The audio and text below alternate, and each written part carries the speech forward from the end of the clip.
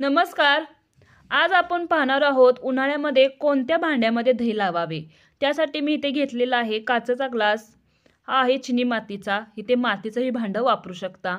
त्यानंतर स्टीलची प्लेट आणि हा प्लॅस्टिकचा डब्बा घेतलेला आहे. अशा प्रकारे आपण 4 भांडी घेतलेली आहेत ही आणि यामध्ये आपण दही लावणार आहोत आणि पाहणार आहोत अगदी घट्टसर दही कोणत्या भांड्यामध्ये लागेल.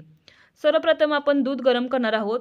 त्यासाठी भांड्यामध्ये अगदी थोडंसं पाणी घालायचं आणि हे दूध शोधून घ्यायचं. पाणी का घालायचं तर दूध खाली आपलं लागू नये म्हणून पाणी घालायचं. आता हे दूध नेहमी तापवताना गॅसची फ्लेम आहे ती स्लो ठेवायची. आता इथे मी तुम्हाला एक ट्रिक सांगणार आहोत. ती ट्रिक आहे की अशा प्रकारे भांड्यावरती उलातण ठेवायचं आणि गॅसची फ्लेम आहे ती स्लो ठेवायची. हे असं केलं ना की आपले अगदी 3 फायदे होतात. पहिला फायदा जे दूध आहे ते उतू जात नाही. दुसरा फायदा गॅसची फ्लेम आपली स्लो असल्यामुळे गॅसची बचत होते. आणि तिसरा फायदा अगदी आपली ही जी चाय आहे ती अगदी दाटसर होते. अशा प्रकारे आपले हे फायदे आहेत आणि ही ट्रिक तुम्ही दररोज करत जावा. अगदी युजफुल आहे जेणेकरून तुमचं दूध कधीच उतू जाणार नाही. अशा प्रकारे आपण हे दूध तापवून घ्यायचं. आता हे जे दूध तापवताना आपण 5 मिनटं अशा प्रकारे उकळी येऊ द्यायचं. जर तुमचं घरचं दूध असेल तर एवढी उकळण्याची काही गरज नाही. नॉर्मल दूध गरम करून गार करण्यास ठेवलं तरी चालेल. मात्र पिशवीतलं किंवा अशा प्रकारे गवळ्याकडील असेल तर मात्र उकळण्याची गरज आहे. आता आपण ह्या 4ही भांड्यामध्ये थोडंसं विरजण घातलेलं आहे आणि अशा प्रकारे पूर्ण भांड्याला हे विरजण लावून घ्यायचं. आता विरजण किती घ्यायचं तर तुमचं थोडंसं आंबट दही असेल किंवा 4-5 दिवसामागील दही असेल तर अगदी अर्धा चम्मच विरजण घ्यायचं. जर तुमचं ताजं दही म्हणजेच काल लावलं असेल आणि पुन्हा तुम्ही दही लावणार असाल तर मात्र 1 चम्मच विरजण घ्यायचं. आंबट दहीचं विरजण घेतलं तर आपलं जे लावलेलं दही आहे तेही आंबट होतं. त्यामुळे विरजण घेताना कमी घ्यायचं आणि अशा प्रकारे पूर्ण भांड्याला लावून घ्यायचं. आता पाहू शकता दुधाला किती चाय आपली घटसर आलेली आहे. हे जे दूध आहे ते गवळ्याकडील आहे. आता आपण ह्यामध्ये विरजण घालणार आहोत. हे दुधाचं भांडं आहे त्यामुळे मी त्यात घालत नाही. अशा प्रकारे दुसरं भांडं घ्यायचं आणि विरजण घालायचं. जर तुम्ही दुधाच्या भांड्यामध्ये विरजण घातलं तर तुम्ही दुसऱ्या दिवशी जर दूध तापवाल तर ते दूध फुटेल. म्हणून अशा प्रकारे दुसऱ्या भांड्यामध्ये दूध घ्यायचं, त्यामध्ये विरजण घालायचं. अशा प्रकारे तुमच्याजवळ रवी असेल किंवा अशा फोक असेल, चमचा असेल तर पूर्ण असं ढवळून घ्यायचं हे दूध. अशा प्रकारे मिक्स करून घ्यायचं जेणेकरून जे विरजण आहे ते ज्या गुठळ्या असतात ते फुटतात आणि हे दूध एकजीव होतं. अशा प्रकारे आपण हे दूध मिक्स करून घ्यायचं. अशा प्रकारे तुम्ही दही लावलं ना की अगदी दही तुमचं घटसर होईल. आता दूध चेक करायचं. दूध जास्त गरमही नको आणि जास्त थंडही नको.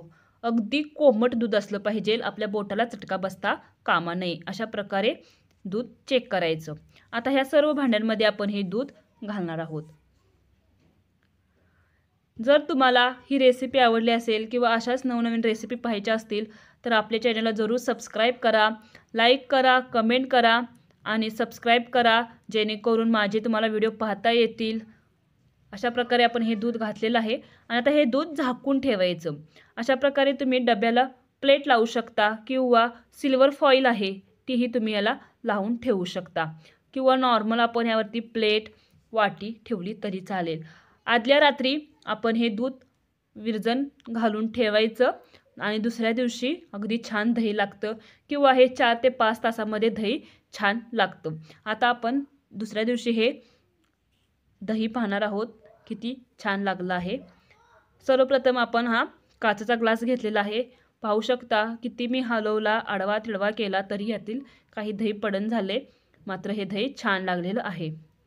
त्यानंतर मी हे मातीचं भांडं आहे तेही दाखवत आहे. त्यातही दही छान लागलेलं आहे. हे स्टीलचं भांड्यामध्ये पाहू शकता आणि हा प्लॅस्टिकचा डबा. आता आपण चमच्याने पाहणार आहोत की कोणत्या भांड्यामध्ये छान दही लागलेलं आहे.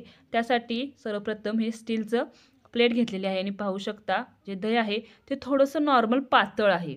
घट्टसर जास्त नाही, थोडंसं पातळ आहे. त्यानंतर हा प्लॅस्टिकचा डबा जो घेतलेला आहे त्यामध्येही थोडंसं पातळ आहे. त्यामुळे तुम्ही स्टील किंवा प्लॅस्टिकचा डबा नाही वापरला तरी चालेल. आता आपण पाहणार आहोत हे मातीचं भांडं. पाहू शकता अगदी घट्ट दही लागलेलं आहे आणि हे काचेचं भांडं. काचेच्या भांड्यामध्येही छान दही लागलेलं आहे.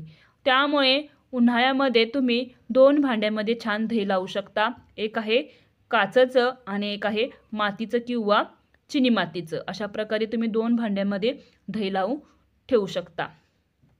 आता ह्याच दह्यापासून आपण लस्सी पाहणार आहोत. अगदी घरच्या घरी हॉटेलसारखी आपण लस्सी पाहणार आहोत आणि लस्सीमध्ये अगदी 5 प्रकार पाहणार आहोत. त्यासाठी हे मिक्सरचं मी मोठं भांडं घेतलेलं आहे आणि यामध्ये आता आपण ही दही घालणार आहोत. आता हे दही आपण वापरलेलं आहे अगदी कालचं, त्यामुळे हे दही जे आहे ते अजिबात आंबट नाही. त्यामुळे साखर घालताना अगदी तुम्ही कमी साखर घातली तरी चालेल. आता हे जे दही घेतलेलं आहे त्याच्यात थोडीशी मी जास्त साखर घेतलेली आहे आणि 2 वेलची मी सोलून घातलेले आहेत. आता हे आपण बारीक करून घ्यायचं, म्हणजे मिक्सरला लावून घ्यायचं.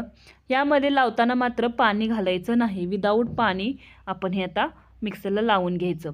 पाहू शकता अगदी घट्टसर आपली ही लस्सी तयार झालेली आहे. हा आपला लस्सीचा बेस तयार झालेला आहे. आता आपण लस्सी पाहणार आहोत. चॉकलेट लस्सी, थंडाई लस्सी, स्ट्रॉबेरी लस्सी, त्यानंतर मलाई लस्सी आणि वेलची लस्सी. आता ही सर्वप्रथम आपली वेलची लस्सी तयार आहे, बेस तयार आहे. आता आपण ह्या 4ही ग्लासमध्ये ही लस्सी घालायची.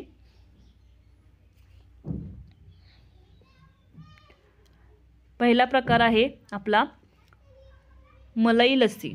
जे आपण दही वापरलं होतं त्याच्यावरची थोडीशी मलाई आपण ही काढून घेतली होती, सर्वप्रथम ती घालायची. तयार आहे आपली सर्वप्रथम मलाई लस्सी. दुसरी लस्सी आहे चॉकलेट लस्सी. त्यासाठी ते मी चॉकलेट सिरप घेतलेला आहे 1.5 चम्मच आणि अशा प्रकारे हा पण सिरप लस्सीमध्ये घालून मिक्स करून घ्यायचा. अशा प्रकारे आपली ही दुसरी लस्सी तयार आहे, चॉकलेटी लस्सी. इथे थोडंसं तुम्ही ड्रायफ्रूट्स घातले तरी चालतील. तिसरी लस्सी आहे आपली स्ट्रॉबेरी लस्सी. त्यासाठी हा मी स्ट्रॉबेरी जाम घेतलेला आहे. त्यामध्ये थोडंसं पाणी घातलेलं आहे आणि हे सर्व मिक्स करून घ्यायचं. इथे जर तुमच्याजवळ कोणतेही घरात अवेलेबल सिरप असतील, मँगो सिरप, तर तुम्ही यामध्ये घालून तयार करू शकता मँगो लस्सी. अशा प्रकारे आपले लस्सी तयार झालेली आहे.